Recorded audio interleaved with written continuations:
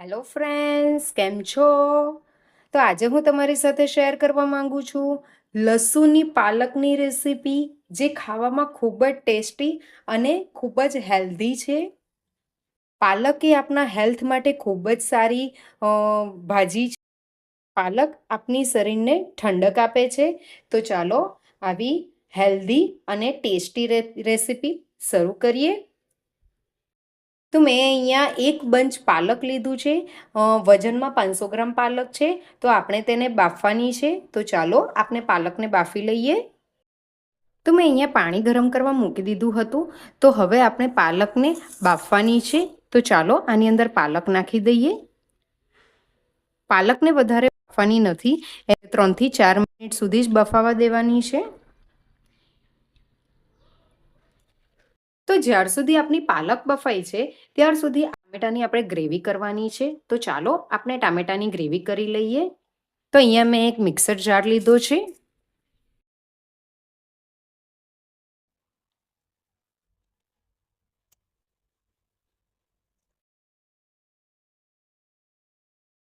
તો તમે જોઈ શકો છો મેં ટામેટાની ગ્રેવી કરી દીધી છે. આ બાજુ આપણી પાલક પણ બફાઈ ગઈ છે. તો આપણે એને કાઢી નાખીએ.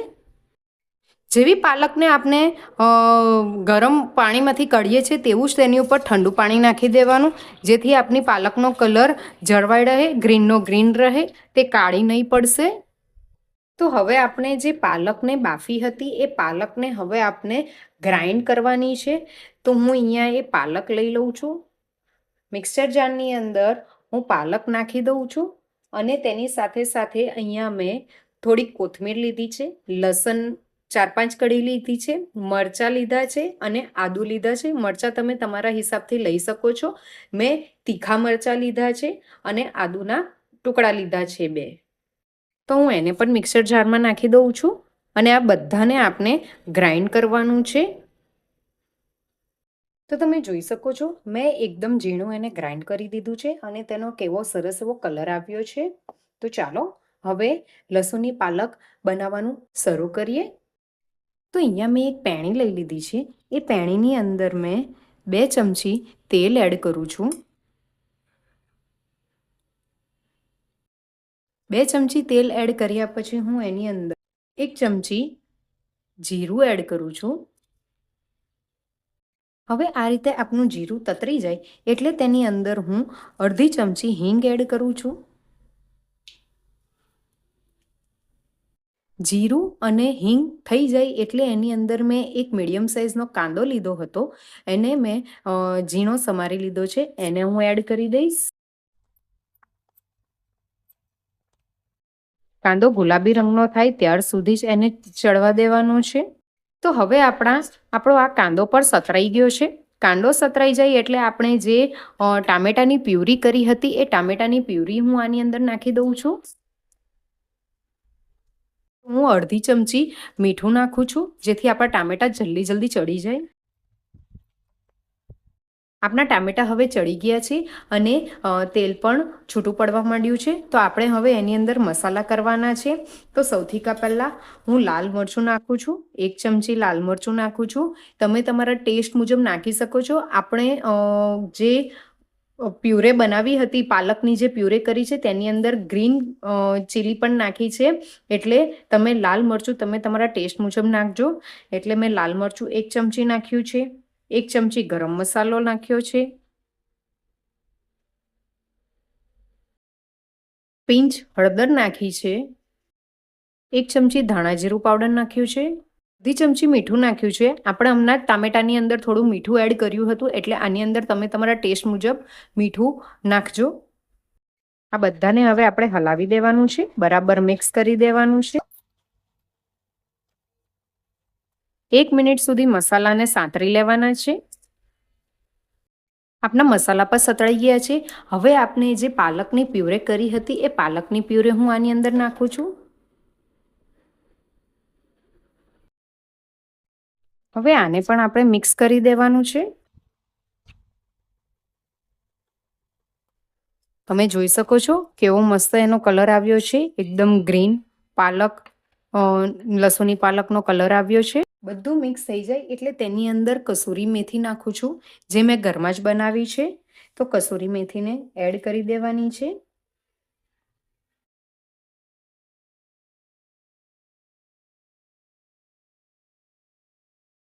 ને તેને પણ મિક્સ કરી દેવાની છે. પાલકને આ જ રીતે 3-4 મિનિટ સુધી મસાલા સાથે મિક્સ કરીને ચડવા દેવાની છે. તમે જોઈ શકો છો આપણી પાલક હવે થઈ ગઈ છે. તો હવે આપણે ગેસ બંધ કરી દઈએ. આપણે આની ઉપર નાખવા માટે વઘાર કરવાનો છે, તો એ કરી લઈએ. અહીંયા વઘાર્યું લઈ લીધું છે. તેની અંદર હું 1.5 ચમચી જેટલું તેલ નાખું. તેલ ગરમ થાય એટલે હું એની અંદર 1 ચમચી જીરું એડ કરું છું. ની કળીઓ લીધી હતી અને તેને આ રીતે કટ કરી દીધી હતી, તો તે હું નાખું છું.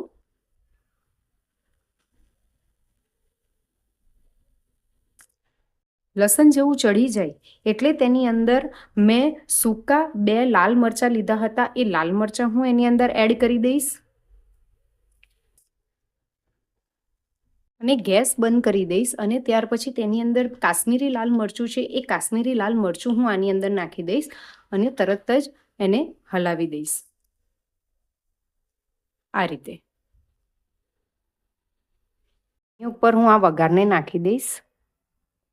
તમે જોઈ શકો છો કેટલો મસ્ત એનો કલર આવ્યો છે.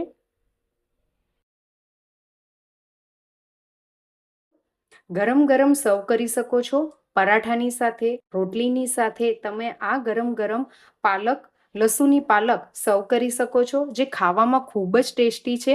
નાના બાળકોથી લઈને મોટા બધાને જ આ રેસીપી લસુની પાલકની રેસીપી ખૂબ જ ભાવશે. તો તમે જરૂરથી આ રેસીપી ટ્રાય કરજો. તમને મારી આજની રેસીપી કેવી લાગી મને કમેન્ટ કરીને જરૂર કહેજો. જો તમને મારી આજની રેસીપી ગમી હોય તો મારી રેસીપીને લાઈક કરો, શેર કરો અને કમેન્ટ કરો. અને જો તમે મારી ચેનલને સબસ્ક્રાઈબ ન કરી હોય તો મારી ચેનલને સબસ્ક્રાઈબ કરો અને બાજુમાં આપેલા બેલ આઇકનને દબાવો, જેથી તમને નવી નવી રેસીપી તમારા સુધી સૌથી પહેલી પહોંચે.